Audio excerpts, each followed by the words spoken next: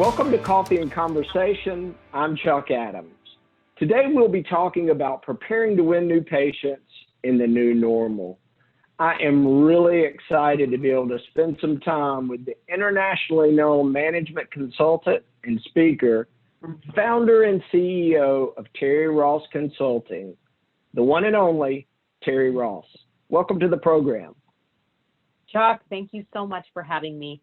I'm really honored at this opportunity to have coffee and conversations with you, more about, cheers to you, more about really just giving back from my experiences in working with aesthetic practices as people are now in this recovery phase of starting to open up. So thank you again. Yeah, no, we're really excited, and I've got a lot I want to dig into around what the new normal is going to look like and how practices can win new patients. But before we get into that, I'd love to learn more about your journey. Tell us how Terri Ross Consulting came to be. Ooh, that's a loaded question and a long story. I will try to keep it concise. Well, for anyone that knows me or has followed me or heard me, I'm very passionate about medicine, and I'm very passionate about sales. So I did go to medical school for a couple of years. I'm from Michigan. I decided I didn't want to be a doctor and that my personality was more suited for sales. So I started my career with Johnson & Johnson a long time ago. I won't age myself. And so I've been in the medical field, right from college, and have worked my way up into a vice president level of sales, working for leading medical device companies and leading teams. And I got into aesthetics in 2007. I moved to Los Angeles and was honored and humbled enough to be able to get the West Coast director position for Medicis, which makes Restylane and Dysport. So I managed the Beverly Hills territory for a couple of years and was able to really take that team to one of the top 10 positions. And then I was recruited by Zeltiq to launch Cool Sculpting in the US and Canada pre-IPO, which was fantastic. And so that led me on the journey to aesthetics. And so that was in 2007. And then I was traveling quite a bit and decided to have a baby. And so I quit that corporate life after Cool Sculpting was successful and after the company went IPO. I left the corporate sector and had my beautiful daughter. And then I started to get calls from physicians saying, hey, can you help me with my practice? And this was really when med spas were just starting to become the hot thing. So this was like 2011, 12.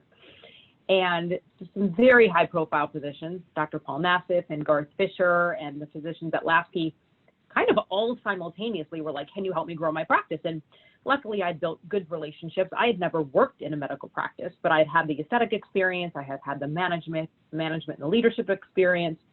And that's how Terri Ross Consulting was born. Based out of that, I started consulting for Dr. Nassif and Garth Fisher at that time and quickly learned the internal infrastructure.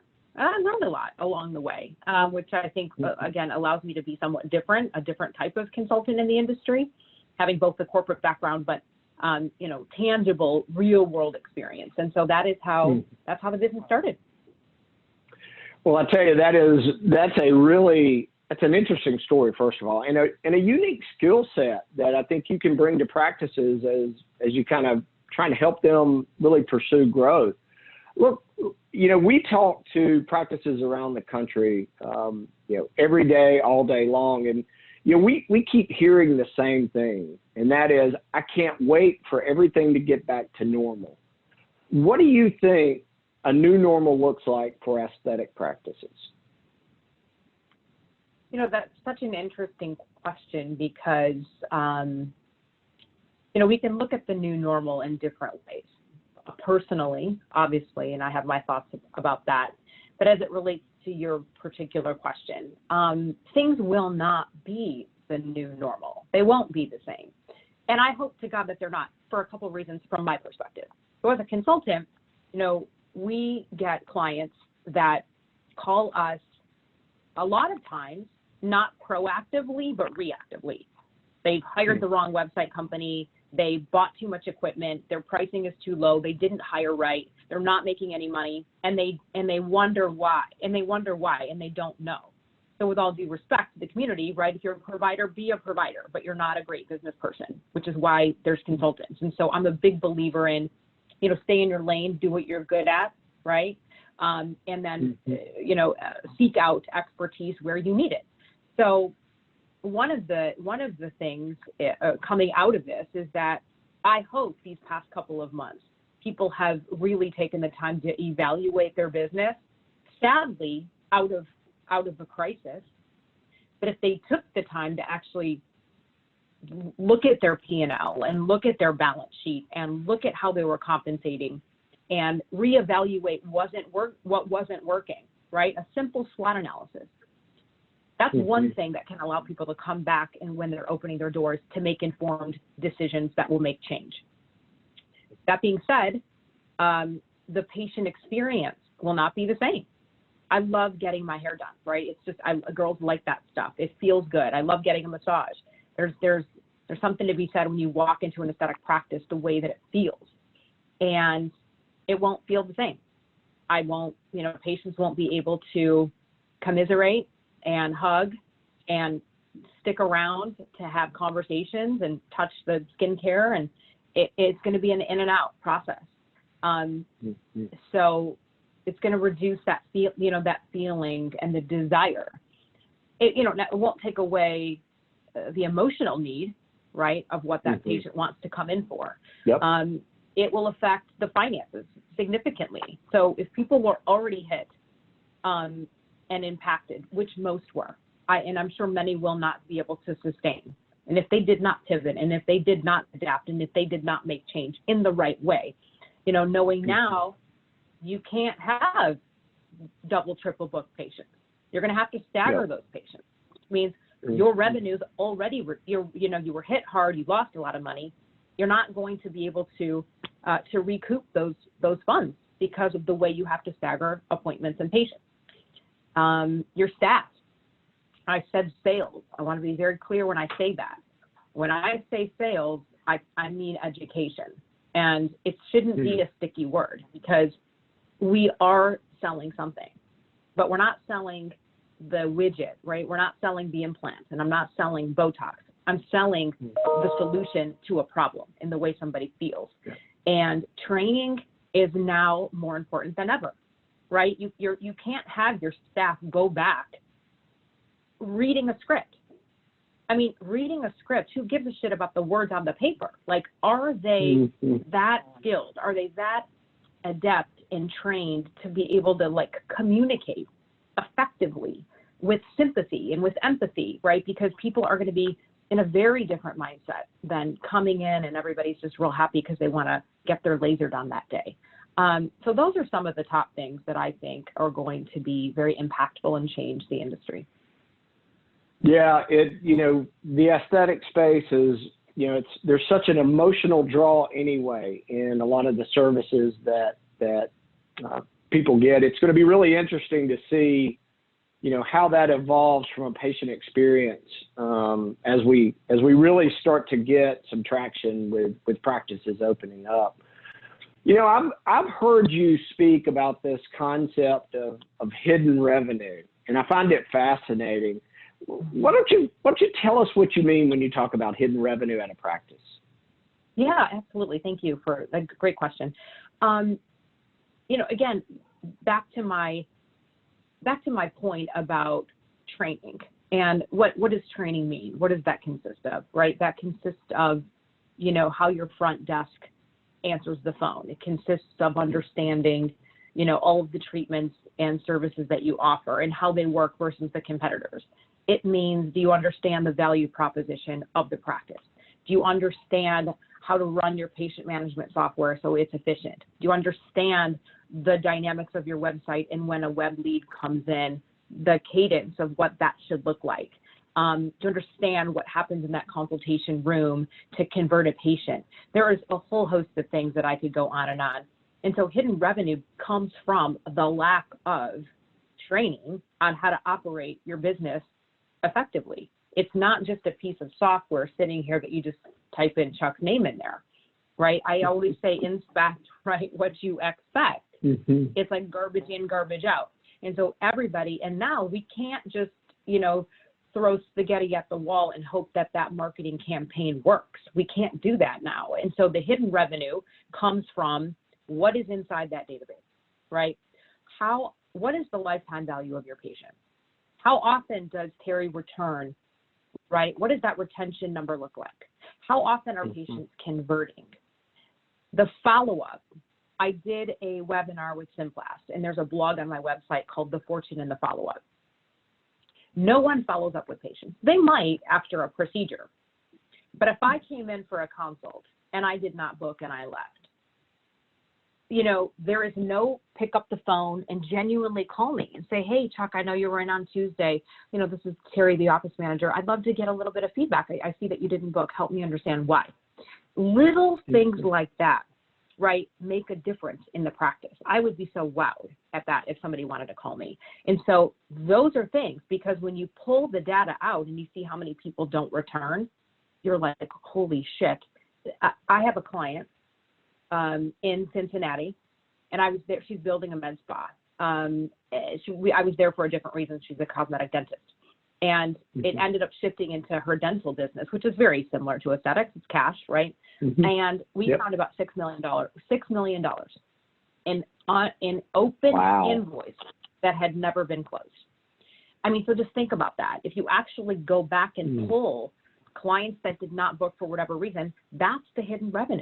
We don't need to be spending money on a new patient or discounting our services to get people. And so I would just really stress, it's really important to understand your KPIs and what reports matter, and then have really strict protocols. Again, not just coming out of COVID, but if you want to be in that top 1% of medical aesthetic practices, these are just things you have to do. Yeah, no, I couldn't agree with you more. I know in our space in digital marketing for aesthetic providers, one of the big challenges, that we see time after time after time, even with really successful practices, is they just don't have a good system in place, not just for lead intake, but for lead nurturing, and ensuring that they've got processes in place to make sure that they're not wasting that opportunity, because the decision doesn't always happen on the first consultation. Yeah. It may be a 30-day, a 60-day, or a 90-day. And I think, when times are good, it's a lot easier for practices just to say, well, we'll catch the next one. But I think it's going to be really important that they understand those metrics, and they're treating all of those inbound leads like gold. That's what we tell them. So, understanding that there is, a lot of hidden revenue or money left on the table, what are some tangible things that you would recommend a practice start to do today to not only find, but capture some of that hidden revenue? Number one, I'll start with the now, right? I'll start with the now, and then I'll kind of work a little bit backward. So, patients are going to be coming in for consults, and to your point, they may or may not book. So whether that is a current client coming in for one thing, okay?